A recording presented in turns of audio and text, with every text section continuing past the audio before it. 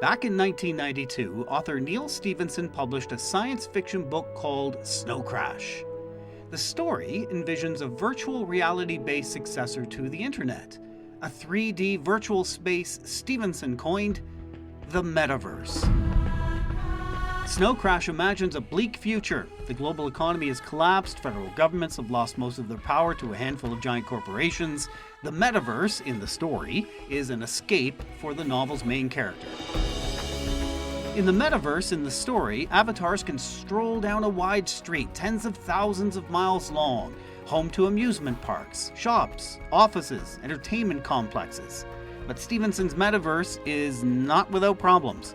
The main character, hero protagonist, spends much of his time trying to stop a computer virus that causes Metaverse users to suffer real-world brain damage. But it's all just a story, of course. In our real world, online communities like Roblox, Minecraft, Fortnite, even Second Life have demonstrated people are perfectly willing to spend billions of dollars on virtual clothing, even real estate. To reflect who we are and what we hope to build, I am proud to announce that starting today, our company is now Meta. Our mission remains the same. It's still about bringing people together.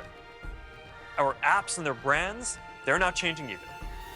And we are still the company that designs technology around people. But now we have a new North Star to help bring the Metaverse to life. Facebook CEO Mark Zuckerberg, well, actually, the company name is now Meta. Facebook is just the application it controls. Zuckerberg, known for Facebook, which, good or bad, really did change how we communicate in this world. He sees a metaverse where people can do almost anything they can imagine. Get together with friends and family, work, learn, play, shop, create, spend. Today on Stories and Strategies, if the metaverse seems far, far away, it may not be. If it seems people won't go for it, a new poll is showing they probably will. And millennials and Gen Z are chomping at the bit to get into it.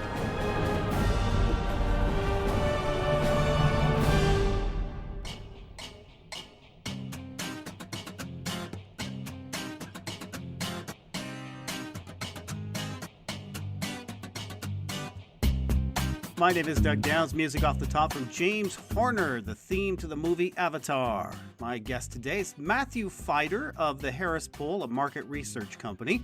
Matthew, you're joining us today from Chicago. How are things in Chicago? It is cold, but bright and sunny. Thanks for asking. And windy, of course. It has to be. Of course. Just to uphold the myth. It's a great city. Yes. Matthew, you're the Chief of Staff and Director of Marketing at the Harris Poll. You have an MBA from the University of Chicago Booth School of Business, a Bachelor of Business Administration from the University of Washington, and you've also studied finance at the University of Navarra in Pamplona, Spain. Matthew, I guess we better start with defining what the metaverse is. And for me, if you don't mind, maybe just talk a little kind of slowly.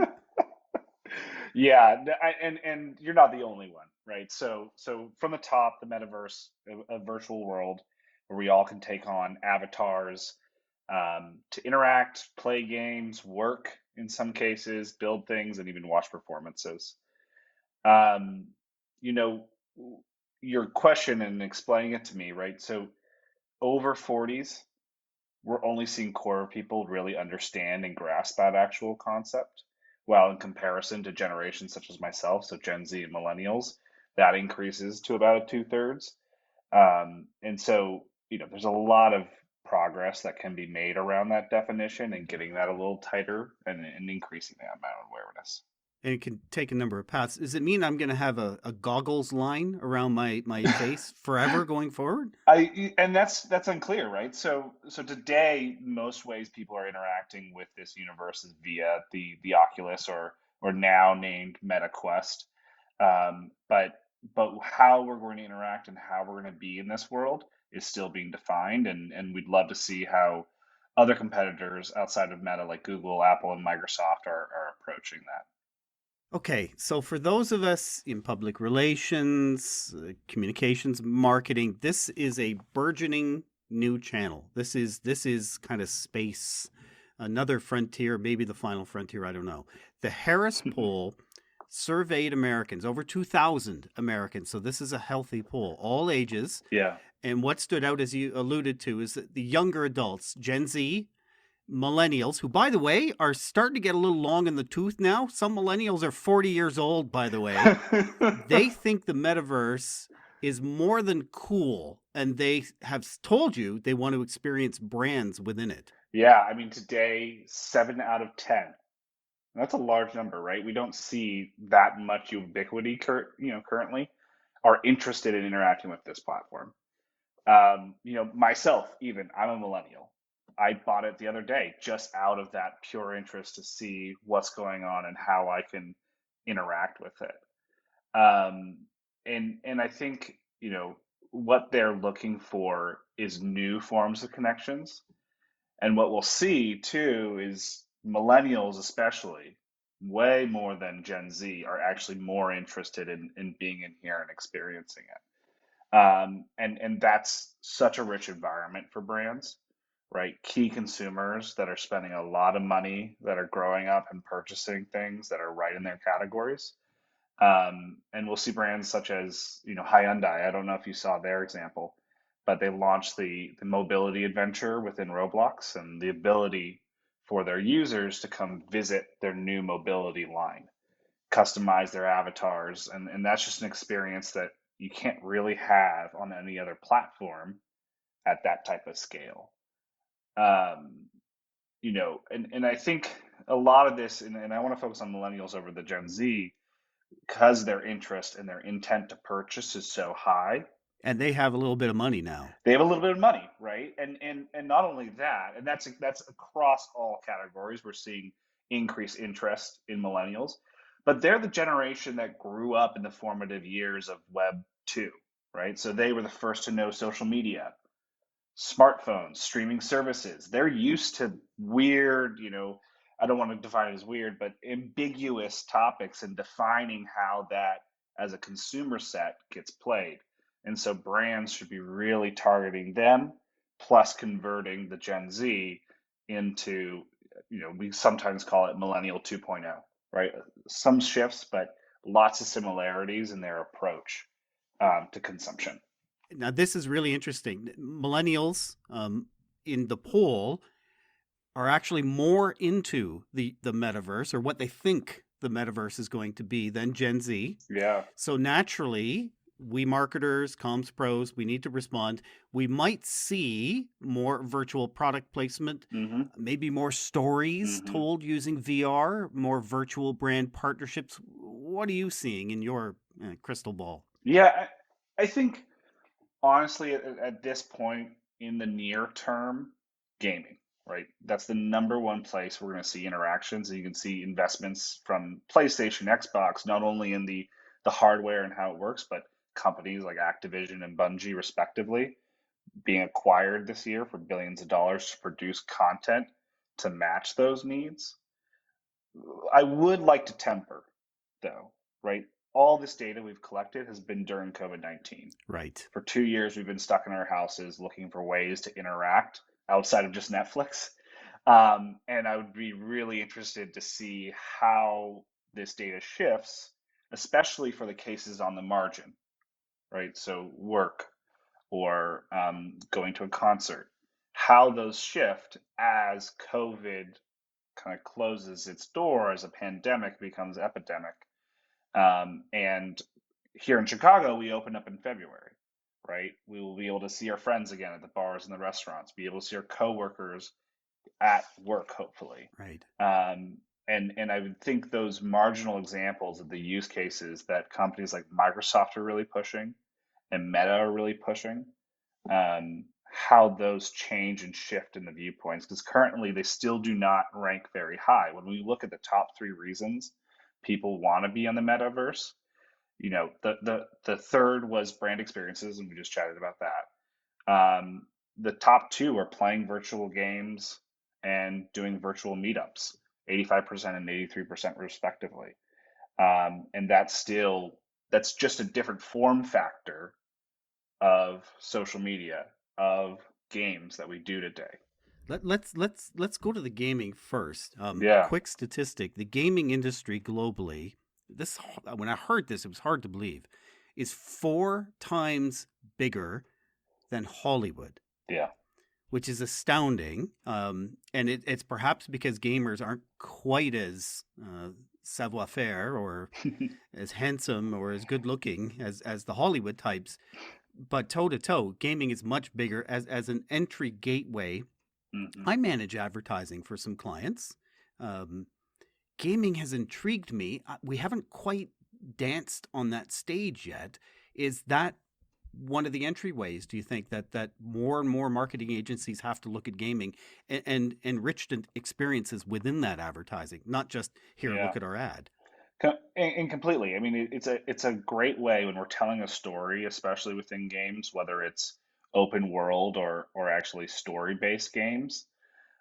You're defining very tightly that experience that somebody's having and how they can interact with your brand. And there's no outside distractions, right, that are influencing how consumers going to view that brand. And so if you can put it in there where it respects the story and doesn't get, the user or the gamer frustrated with the advertisement, really, because it's native in some senses, it can be a very successful and engaging interaction. Whereas when we're watching YouTube or even Hulu, I get a succession of 4 to 5 ads over that period with other people trying to compete for that space and that I wallet, we'll call it for the moment. Um, and then in games, although it might cost more, it's definitely much more exclusive. More deeper, more personal experience for yeah. Exactly. And it can be and right when we think about the programmatic driving of ads today, especially digitally, right? They're defining who the consumer is and trying to match needs with the actual advertiser. And with games, you're collecting so much data on that consumer, both how they're interacting in that world and what they're making decisions, but also the other games that they play. And that can also have high correlations to the type of purchase intents that they actually have. Okay, that's gaming. And I want to get to the virtual meetups, which was, I think you said it was number one or number two, or they're toe to toe. Number two, Number two. number two, but we're talking about a 2% gap, so not too big. So I will come to the virtual meetings because Mm, that's a profound societal change. yeah. Um, Backing up to the branding and the purchasing, hmm people are interested in buying real estate Yeah. in the metaverse. I've Crazy. seen this in Second Life, Yeah. right? People have actually done this in Second Life, but I can't fathom this. I know. I know. Give this stat. So, in preparation for this call, I looked up just who's out there managing this, right? So you can buy land in Decentraland, mortgage it via Terra Zero, and one estimate said in 2021 there was $500 million worth of transactions, with the highest transaction being $2.4 million. $500 million. Crazy, right? I'd like to be in that business. Um, and it's leveraging a lot of cool new technology that's coming out of Web3 around crypto and blockchain. Um, but I still have some doubts, right? How will properties value when there's no scarcity, no commutes, right? But millennials, are really flocking to it. 77% of millennials are interested in being involved in this market. And that might just be they're feeling the being pushed out of actual physical spaces, Yes. right? Yes. 42% of millennials are homeowners at age 30, compared to 48% of Gen X, 51% of baby boomers. It's a big shift, right? And trying to satisfy that desire and that want, which I think is very human, in some senses, to have an own space that they can control, is essentially being taken away from them. And so if we look at that feeling and desire and merge it with other trends that are happening around cryptocurrencies and NFTs to diversify the types of investments that they're trying to access and the returns they're trying to get, you see that growth. But as I said, I worry for a bubble. I'd like to see what happens again as markets go down, interest rates go up. Does that at all, do interest rates at all affect the values of properties in Decentraland? From real estate, and this sort of blends over to the virtual meetings, people also want to take vacations and travel in the metaverse. And I love this. Yeah, This is, and so as I mentioned, I very bought Total an Recall, Oculus right? completely, but I it is and it isn't, right? Because that was escapism. This has been really satisfying. I visited Machu Picchu in Antarctica on National Geographic's Oculus, and there's some limitations. All you're doing is really being on a drone flight and being able to look around. But I avoided TSA security. I didn't have any flight delays. I didn't have to pay for a hotel room or a taxi cab. And it was really calming, which is surprising, and gave you a really appreciation, and almost did the opposite of trying to escape, made me want to travel more. And we, this is out of the backbenchers, but I could see this technology definitely being leveraged by people in hospitality to try to drive that demand, right?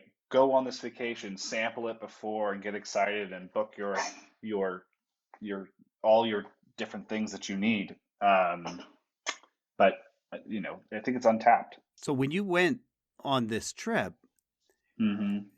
vacations are about touching the senses in different ways, the sights, the Yeah, smells, the feel. Yeah. yeah. Just how rewarding was it for your various senses? I mean, obviously it's all sight, right? There's no touch. There's none of that. I can't really Not yet. not yet. I can't self-drive exploration. But again, it wasn't a substitute. It was almost a teaser. And that's what was exciting. It made me really want to go to Machu Picchu, really want to go to Antarctica, really go to Petra. Um, and I don't think anybody's looking at it from that perspective. They're looking at it as a substitute when it should really be an incentive. That's fantastic. So okay, to the virtual meetings, last line of questioning. Mm, People want to meet one another. And if you've seen that hmm. Second Life, I think it's about 10 years old, that Second Life series on Netflix, full of them. People already married in relationships, Hmm. and conducting virtual meetups that spill into their personal lives. Mm. What did the poll at least tell us? How interested are people? And then, if to the best of your ability, dive a bit deeper to tell me what that likely means. Yeah, people indicate 83%. 83% of young Americans are interested in doing virtual meetups. Now, the granular definition of what that means, I think, is up still for debate.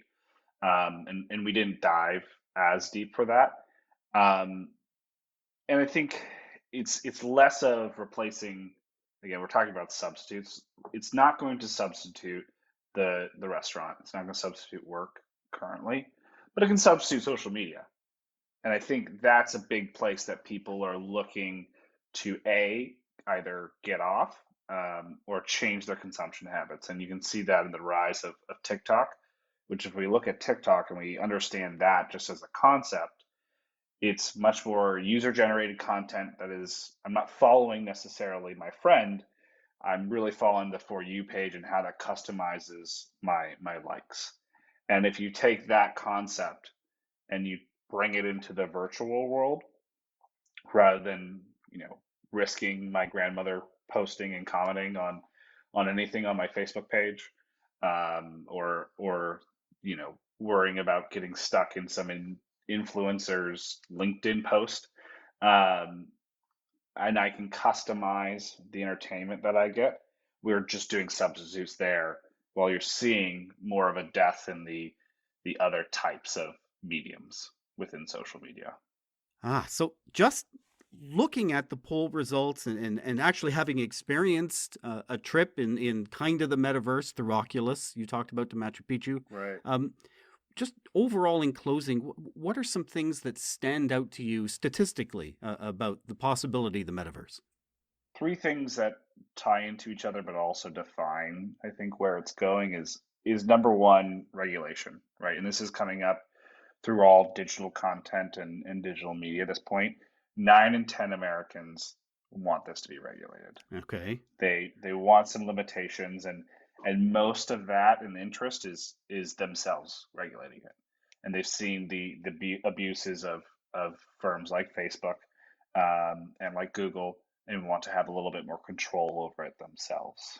Number two, 50% of Americans are just overwhelmed By the idea. They by the idea, right? And you can think back to other corollaries like computers, right? Many Americans were overwhelmed of how that was going to affect their world and shift their view and shift their livelihood. Oh, yeah. And I think, brands need to make them comfortable and respect that, but also not pull off the gas on innovation. I bet you automobiles had the same impact on society. Completely. And telephones probably even before that. Right. And we accepted them all. Yeah. Large shifts always make people uncomfortable. Doesn't mean they're wrong. Yeah. And then finally, 4 in 10 amazingly think the metaverse life will be better than their own current livelihood. And that rises for 5 in 10, 50% for millennials. And again, going back to your point around the Second Life documentary, and if we think about, Dwight Schrute on The Office, having a second life for a second life character. Second Life is not a game. It is a multi-user virtual environment. It doesn't have points or scores. It doesn't have winners or losers. Oh, it has losers. I signed up for Second Life about a year ago. Back then, my life was so great that I literally wanted a second one. In my second life, I was also a paper salesman, and I was also named Dwight. Absolutely everything was the same, except I could fly. There's hints of the Matrix. There's hints of all these different things, and for me personally, it feels worrying. But I also think we're in the middle of COVID. This is a completely fair feeling for a society that has been highly depressed and alienated for a little while. And I would imagine a bit of a reversal on that number as we come out. I hope it means we don't grow to dislike people. I hope we still like people together. Nothing is a substitute for human connection. Thank you so much for your time today, Matthew. This has been great. Yeah, it's been a pleasure. Not quite a trip to the metaverse, but I might check out Oculus. An audio trip. Yeah, give it a try. Honestly, I actually did quite enjoy it, and I was a little surprised. And I was coming in very doubtful and ready to bash it. And they did a good job. I mean, there's definitely things to improve, more from a consumer side, right? But as a first step, it's pretty major. We'll put a link to the poll in the show notes. Perfect. If you'd like to send a message to my guest, Matthew Fider, you can email him, and his email is also in the show notes. Stories and Strategies is a co-production of JGR Communications and Podcasts That Pop. We're hoping you might leave a rating for this podcast on either Apple or Spotify. Reviews are also very welcome. You can connect with us on Twitter. It's at comms_podcast, and we follow back. We're also on Instagram. More than anything else, if you like this episode, would you do us a favor and tell just one friend? Thanks for listening.